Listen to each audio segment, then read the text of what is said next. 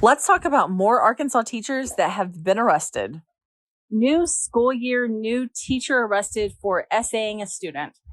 Unfortunately, or fortunately, depending on how you look at it, I don't think that my K-12 crime series is ever going to die because teachers are going to continue committing these crimes. Honestly, I think that that's an unfortunate because that means that there are more kids that are victims, but that's just my opinion. This is my series of K-12 teachers that have been arrested for crimes against children. We're on part 47. I may mess up this name, but I know you guys will correct me. I believe it's Madison Harned. So Madison Harned, who is 28 years old, is a teacher for the Mountain Home School District. Miss Harned is the Mountain Home High School career academics teacher. And last week, the Mountain Home School District contacted the Mountain Home Police to report that Miss Madison Harned had inappropriate contact with a 17-year-old student. The information that I received said that during the investigation, they were able to find several instances of inappropriate contact between Madison Harned and the victim. Madison Harned was arrested and charged with 3 counts of second-degree SA. She was arrested and taken to the Baxter County Detention Center, where she was released in like an hour on a $50,000 bond. The speed at which people can bond out on such high bonds blows my mind.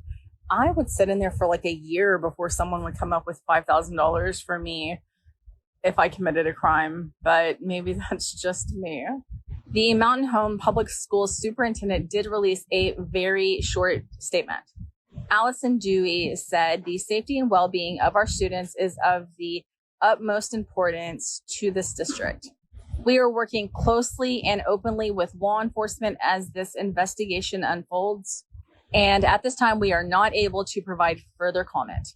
So that's all the information I have. I will continue to update as more information becomes available in this case. This is part 38 in my series of K-12 employees who have been arrested for crimes against children. If you missed parts 1 through 37, but you would like to see them, you can do that by clicking on that playlist. Today, I'm talking about Mary Faith McCormick. In 2014, Mary Faith McCormick was employed as a 6th grade teacher at Siloam Springs Intermediate School. Police were contacted initially because a 13-year-old juvenile male received inappropriate sexual in nature text messages from Mary Faith McCormick. When police spoke to the victim told police that he was dared to contact Miss McCormick by a friend of his, but that he had also been to Miss McCormick's home where there was a sexual encounter. The victim told police that approximately 2 weeks after the end of the 2013-2014 school year, he started using the Snapchat app to communicate with Miss McCormick. During that time, Miss McCormick told the victim personal details about her life. She also sent a photograph of her breast to the victim, in which he reciprocated by sending an inappropriate photo of himself through Snapchat. The victim told police that he went to Miss McCormick's home to watch a movie. He was there, it appeared, for most of the day. At some point, he went to lay on Miss McCormick's bed. After that, she came to the bedroom and joined him on the bed. There was a sexual encounter at that time. The victim told police that there was a glitch in the Snapchat and some of the messages he exchanged with Miss McCormick had been saved to his iPad. Police were able to look at some of those messages that were exchanged between the victim and Miss McCormick. Police interviewed another person who used the victim's iPad to send Snapchat messages to another person. That person told police that when she opened the app, she found a picture of Miss McCormick in a towel only. The person stated that she took a picture of the wall and messaged Miss McCormick back asking her, "Why would you send that?" Miss McCormick's response was, "Don't you like it?" The person also said that Miss McCormick responded with something along the lines of, "I want to climb on your C word." Police went to Mary McCormick's home where they seized several electronics. They were able to get a search warrant for those electronics. Police did find that the same Snapchat that had been sending messages with the victim was also logged in on Mary McCormick's devices. They also found many videos and photographs of the victim on Mary McCormick's devices. Mary Faith McCormick was arrested and charged with rape. Ultimately, in 2015, Mary Faith McCormick pled guilty to 1 count of first-degree SA. As a result of that, she was sentenced to 8 years in the Arkansas Department of Corrections and was given a 12-year suspended sentence. The court was originally asked by the parole board if they opposed Mary Faith McCormick's release. In 2017, they did. In 2019, they did not because of classes she had taken. There's the classes, and you can read the recommendation if you would like. Mary Faith McCormick also petitioned the court to have her fines ran concurrent with her prison sentence. So if you want to read this letter, it tells about some of the things that she did while she was in prison. Mary Faith McCormick is a registered sex offender and is viewable on the registry. Today, I'm talking about Tim Ballard. Tim Ballard was a principal and boys basketball coach at Abundant Life School, which is a private school in Sherwood that's associated with Sylvan Hills First Baptist Church. Sometime between the very end of February and March 1st, police in Sherwood received a tip from an anonymous caller alleging that Tim Ballard had relationships with multiple female students at Abundant Life School. When police spoke with the superintendent of the school, Russell Udy, and the pastor of the church associated with the school, Keith Brickle, they learned that Keith Brickle found out about an email on February 24th that had been received 3 days prior by Russell Udy. That was from a former student who alleged that she had been subject to an inappropriate relationship by Tim Ballard during her time at Abundant Life School. According to the student, inappropriate contact started when she was in the 8th grade. According to the student, it began in the 8th grade as inappropriate touching and kissing and progressed all the way to her senior year where there was sexual contact. At some point, a second victim did come forward. Tim Ballard was charged with 1 count of SA first degree and 4 counts of SA second degree.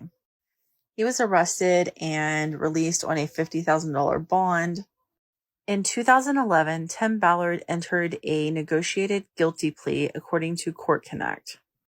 Tim Ballard pled guilty to all 5 charges and received 2 months in county jail and 5 years probation. He also was ordered to register as a sex offender, and on the sex offender registry, he is a level 3, which means that he is at high risk of reoffending. Russell Udy, who no longer works at the school, was charged with failure to report and was sentenced to 1 year probation. I don't know what Keith Brickle knew or when he knew it. According to news reports, he admitted to knowing that an email had been received. So he found out about that email on February 24th, but it doesn't look like he called police. Keith Brickle is still a pastor at Sylvan Hills First Baptist Church. Another Arkansas teacher has been arrested for crimes against children. Promise Nichole Ingle was arrested and booked into the Lonoke County Detention Center. She is listed as Nichole Ingle on the Lonoke Public School website. She was charged with indecency with a child and tampering. I am hearing that in the near future, these charges could be upgraded. Nichole Ingle is listed on the Lonoke Public Schools website as a primary teacher. If you know what she was teaching, please comment below. Also, I will update as more information becomes available. This case is a little bit older, but today I'm talking about Courtney Speer. Courtney Speer was a 9th grade English teacher for the Bryant School District. In October of 2012, a Bryant resource officer contacted a Benton police detective about a 17-year-old male who came forward saying that he had been having a relationship with one of his teachers. According to the mail, he had intercourse with Courtney Speer on 2 different occasions, both at Courtney's home. The victim did tell police that on the second occasion, Courtney's husband came home and found them in the act. When police interviewed Courtney's husband, Mr. Speer, he told police that he did come home, and when he went to enter the master bedroom, he found Courtney Speer standing in the master bedroom, nude from the waist down, and he found a male that he knew to be a student in the bedroom, also partially nude, wearing a condom. According to news articles, Courtney Speer began having a relationship with the victim as early as when the victim was in the 9th grade. She was charged with 6 counts of SA in the 2nd degree. Courtney Speer pleaded guilty to 4 counts of SA in the 2nd degree. She received a 94-month prison sentence in the ADC and a 96-month suspended sentence. Today, I'm talking about Brandon Ballard. Brandon Ballard was a basketball coach at Buffalo Island Central High School in Monette, Arkansas. According to the police affidavit, in December of 2018, the Kirby High School principal and the head basketball coach contacted the school resource officer because a 15-year-old male came forward saying that he received inappropriate messages from Brandon Ballard through Snapchat. Brandon Ballard had coached at Kirby High School during the summer at a basketball camp. The juvenile told the school resource officer that he had been texting back and forth with Brandon Ballard since the camp occurred in July of 2018. The juvenile said the messages were normal until October or November, when Brandon Ballard asked the juvenile to send him a Snapchat with a photo of his penis. And in exchange, Brandon Ballard told the victim that he would send him $1,000 and a pair of shoes. After school officials had already been contacted and were speaking with the juvenile about Brandon Ballard sent another photo that was a D pic. When the juvenile talked to police, he told the police that he had continued to receive messages from Brandon Ballard, and those messages had been photographed by another phone or recorded by another phone or device because he didn't want Brandon Ballard to know that he was screenshotting the messages. Brandon Ballard sent messages that said, "What's up?" Another one that said, "How's life?" And then another one that said, "No saving and no telling, bro."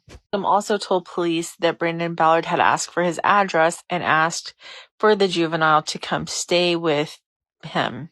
Police found other messages that said, "Just let me know before," and "That a boy, make sure it ain't cold, ha." And then another one that said, "Because I'm in public, but not around anyone." To the messages, Brandon Ballard was charged with computer CSAM.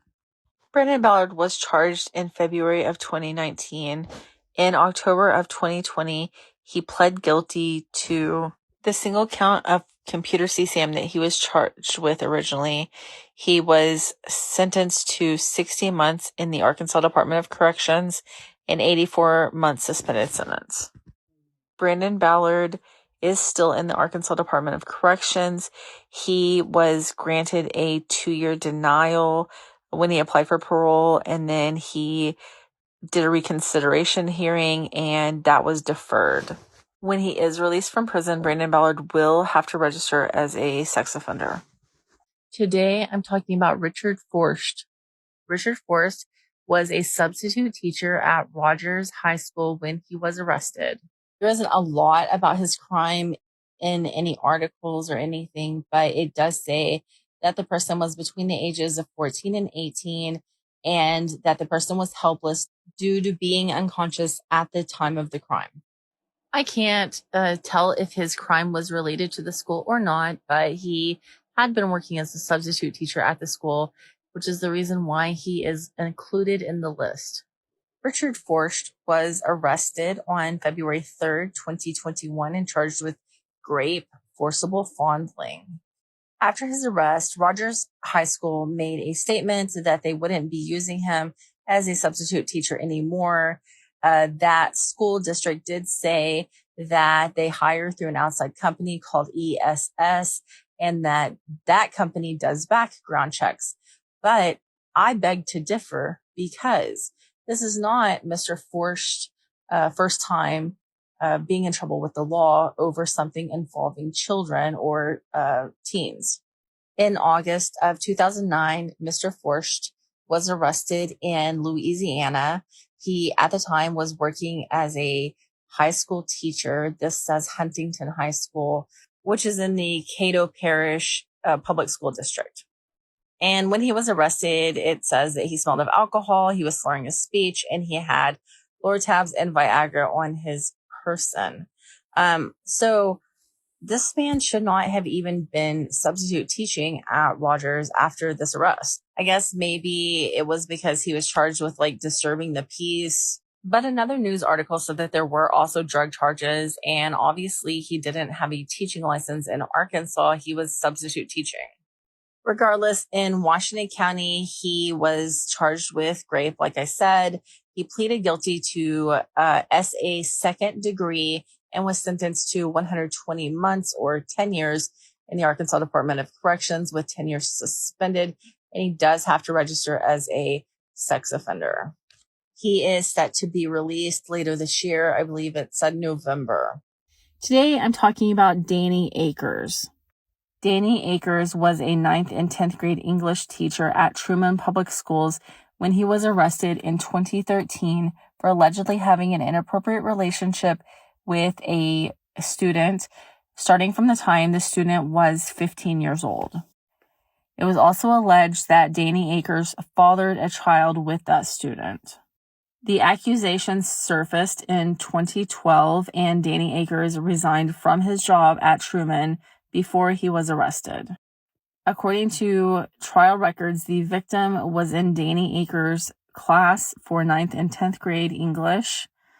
And then after her 10th grade year, during the summer after 10th grade, an inappropriate relationship formed between the two. They were texting a lot. They were speaking about sexual matters. And then the student had a book to return to Danny Akers. So Danny Akers met her at a church, and the two engaged in intercourse. The inappropriate relationship with the victim went through that summer, where Danny Akers was having intercourse with the student every time he saw the student, and went until the next school year, the student's 11th grade school year, where the student was sitting in Danny Akers' classroom, getting there early to school to visit with Danny Akers, and considered herself to be in a relationship with Danny Akers despite him being married. The student did testify that Danny Akers and she had intercourse in Danny Akers' classroom on numerous occasions. And when she was late to other classes, Danny Akers would write notes excusing her because he was talking to her. The relationship between Danny Akers and the victim did continue until the student found herself to be pregnant. The relationship continued until her 9th month of pregnancy, when Danny Akers, stand-up guy that he is, sent a text message to the student telling the student that he would never leave his wife. Danny Akers was found guilty by a jury of 1 count of first-degree SA and 1 count of fourth-degree SA. He was sentenced to 25 years combined on both charges. Danny Akers did spend 8 years in the Arkansas Department of Corrections. He has since been paroled. Danny Akers was ordered to register as a sex offender. He is not on the sex offender registry where you can search him, but I do think that he is registered. He's just probably a level 2, which is crazy. The guy was sentenced to 25 years in prison. Where are we getting these levels from? Today I'm talking about Leah Queen. Leah Queen was a PE teacher in Gentry. She was teaching grades 3 through 5 at the time of her arrest. In an affidavit dated September 15th, 2022, a alleged victim came forward to police saying that that victim had been assaulted by Leah Queen in 2010.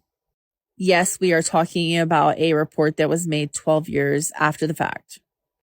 According to the victim, Leah Queen befriended the victim after a basketball game. They began socializing outside of school hours and connecting and communicating through social media. When the victim was 17 years old, they say that Leah Queen was on a camping trip with them. And I'm assuming there were other people also on the trip. And Leah Queen kissed the victim. The victim did provide police with a photo from that camping trip showing that Leah Queen was on the trip and a journal where they had documented what happened from 2010. The first sexual contact occurred between the victim and Leah Queen the summer of 2010 between the victim's junior and senior year of high school. The victim also told police that there was contact made in Leah Queen's office and her office bathroom on school property. The victim's parents corroborated parts of their story. Leah Queen's ex-husband was interviewed and said that he saw the victim and Leah Queen in bed together on multiple occasions. A former teacher who owned a house that Leah Queen was staying in said that teacher witnessed Leah Queen and the student together at that house. When Leah Queen was interviewed by police, she refused to make any sort of statement. She was arrested for second-degree SA and possession of a controlled substance for pills that were in a bottle with her name, not her pills, and also a Klonopin that she had in her possession when she was arrested. This case is still ongoing, but Leah Queen does have court next month. I will keep you updated. Today, I'm talking about Zachary Whitton. Zachary Whitton was employed by the Nashville School District in Arkansas as an assistant technology coordinator when he was arrested in September 2019 and charged with 1 count of first-degree SA and 1 count of second-degree SA. The information on this case is incredibly scarce. No details were ever printed in the newspaper that I can find or listed on Court Connect because the case was sealed. There is a news article that does specify that the charges came as a result of a relationship that Mr. Winton had with a minor student. In September 2020, just a year after he was charged, Zachary Whitton pled guilty to first-degree SA. As a result, the second-degree SA was dropped. As part of the plea deal, Zachary Whitton received a 120-month prison sentence along with 10 years suspended. He does have to register as a sex offender when he is released. Zachary Whitton was eligible for parole as of March 2023, but he was given a 2-year denial on his parole in October of 2022, and when he filed for reconsideration, that was deferred.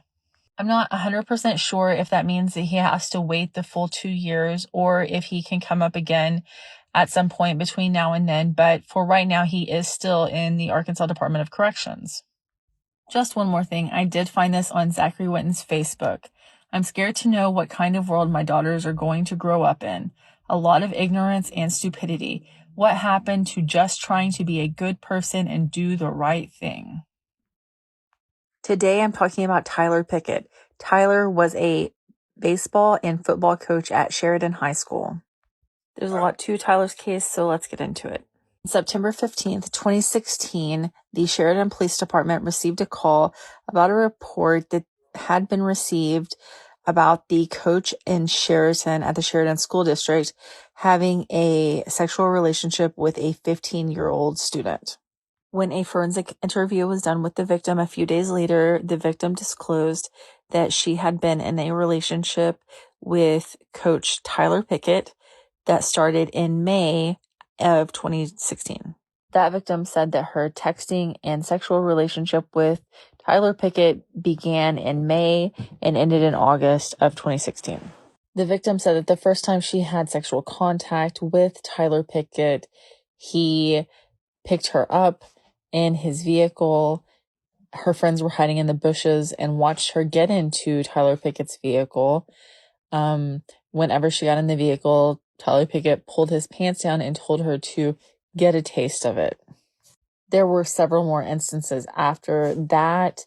Also, they exchanged photos through Snapchat. Tyler Pickett asked her to send a picture of her breast, which she did. He sent a picture of his penis and also a video of him polishing his own banister. The victim said that these incidents occurred in multiple locations around Sheridan in Tyler Pickett's vehicle and also at the Sheridan Recreational Center in the dugout.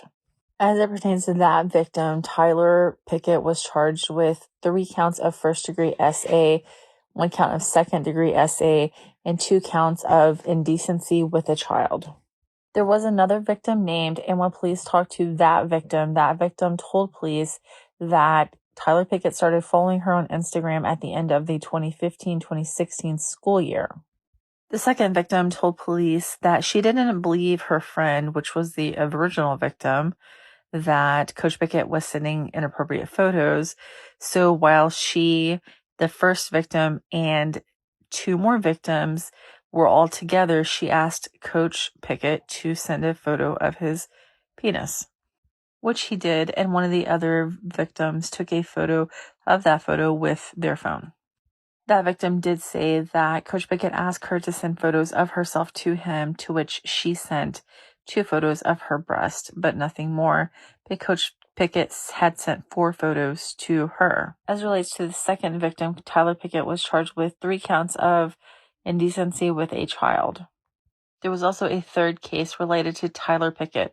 With this victim, Tyler Pickett started communicating with the victim through Snapchat in August and through September of 2016. According to that victim, Tyler Pickett seemed extremely interested in sex with the victim, and they discussed that.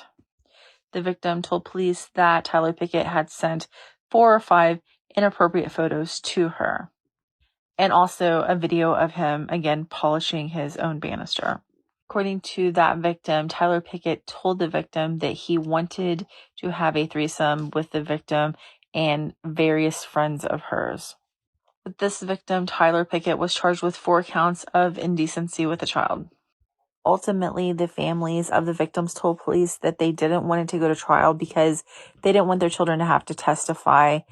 Tyler Pickett pled guilty to 1 count of first-degree SA. He got 20 years supervised probation on that charge, and he pled guilty to, I believe, 3 counts of indecency with a child. He got 6 years probation on those charges. Ultimately, what you have here is someone who seems like a predator. He is a registered sex offender. He is registered as a level 3 offender. Today, I'm talking about Stephanie Bradshaw.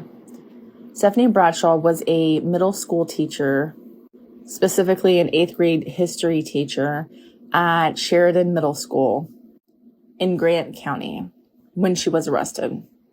On December 12th, 2012, a school resource officer contacted the Sheridan Administration Office in reference to rumors that were being heard at the middle school about a middle school teacher. The rumors were that Stephanie Bradshaw and a student at the high school who had formerly been at the middle school were having a relationship. The victim was called to the principal's office at the high school, where the victim told the principal that he had had a relationship with Stephanie Bradshaw that began the beginning of his 9th grade year, which would have been August of 2011. The victim and his parents went to speak to a detective, where the victim told the detective that he got in trouble when he was in the 8th grade in Miss Bradshaw's class. And as a disciplinary action, he had to come sit next to her desk.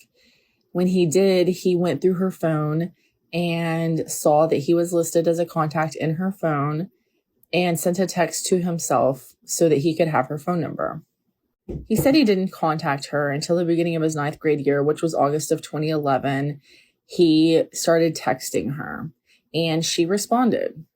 He said they were flirtatious texts, and then eventually he started saying, "When are you going to come pick me up from my house?" So he would sneak out at night. She would come pick him up, allegedly, and they would go back to her house to have intercourse. The victim said that they communicated by text, but also by Facebook message. The victim said that he did eventually end things with Miss Bradshaw because he had a girlfriend his own age and he wanted that to be taken seriously. But his girlfriend found messages from Miss Bradshaw on his phone and broke up with him. According to the victim, they had exchanged photos. She sent a photo of her topless to him. He sent an inappropriate photo back to her. Police searched his phone and they didn't find any trace of the messages except for Stephanie Bradshaw told police that she could only remember ever getting one text message from the juvenile that she said she didn't respond to. Police were able to go through the juvenile's phone records as well as Miss Bradshaw's phone records, and they determined that between July 1st, 2012 and December 12th, 2012, there were 18 calls made from his phone to hers and 3 calls made from her phone to his. There was also an exchange of 1,316 text messages and 5 multimedia messages, which are pictures, from him to her and 5 from her to him. None of those messages were recoverable, and Facebook didn't respond to a request for information from the detective. Stephanie Bradshaw was charged with first-degree SA. She was released from jail on a $10,000 bond.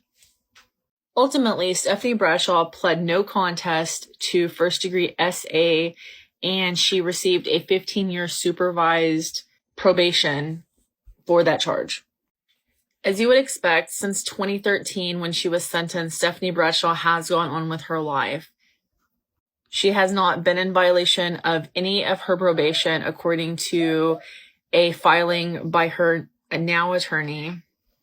Today, I'm talking about James Seager, also known as just Seager. This case is so crazy, it just keeps you saying, like, what? So here we go. October 3rd, 2017, the Independence County Sheriff's Office received a call about messages that were displaying on some of the iPads at Midland High School. The message appeared on iPads that were assigned to an art class, and they were about a student at the school, the victim. The victim, as well as the IT person at the school, James Seger, were both interviewed by police. The victim, who was under the age of 16 when this happened, told police that she started chatting with a boy online that she believed to be a teenage boy named James Thomas. The victim said that her and James Thomas began some sort of online relationship. James Thomas was very good at gaining her trust. And at some point, James Thomas started asking her to send nude photographs of herself, and they started exchanging sexual messages back and forth. At some point after the victim sent nude photos of herself to James Thomas started using those photos to blackmail the victim. James Thomas, who had portrayed himself as a teenage foster kid, said that he knew the IT computer person at the school, James Seger, because James Seger was a foster parent who taught foster classes.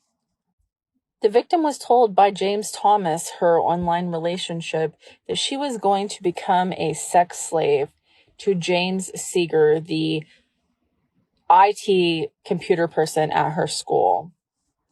She was given specific acts to perform with James Seger, and she was told that if she didn't perform these acts, that her nude photographs would be released to the school. The victim, who trusted that because James Seager worked in the school that he was a trustworthy person, went to James Seager, confided in him by explaining the situation that was going online with James Thomas, and asked James Seager what she should do. And James Seager said, it doesn't sound like you have much of a choice but for us to do what James Thomas wants us to do. So James Seager would go to the victim's house while her parents were at work to perform these sexual acts, and they would send evidence that these acts had been completed to the online character James Thomas.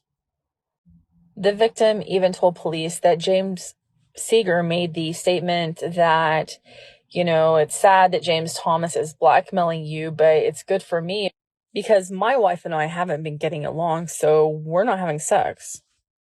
So James Seager went to the victim's house on 3 occasions to perform these sex acts that were demanded by James Thomas. And then there was a 4th time that actually occurred at school in September of 2017. On October 11th, 2017, police met with James Seager, who actually admitted to creating the false character James Thomas online to connect with the victim because he said the victim reminded him of his daughter and he wanted to teach her about toxic relationships. I'm sorry, what? James Seager II was charged with 6 counts of first-degree SA, 2 counts of second-degree SA, and 3 counts of internet stalking of a child. James Seager was actually found guilty by the court, not by a jury trial, and he was sentenced to 240 months in prison for each count 1 through 9, which were the 3 internet stalking of a child and the 6 first-degree SAs, and he was sentenced to 180 months in prison for each of the second-degree SAs. It was court ordered that those sentences ran consecutively. So James Seager II was actually sentenced to 210 years in the Arkansas Department of Corrections.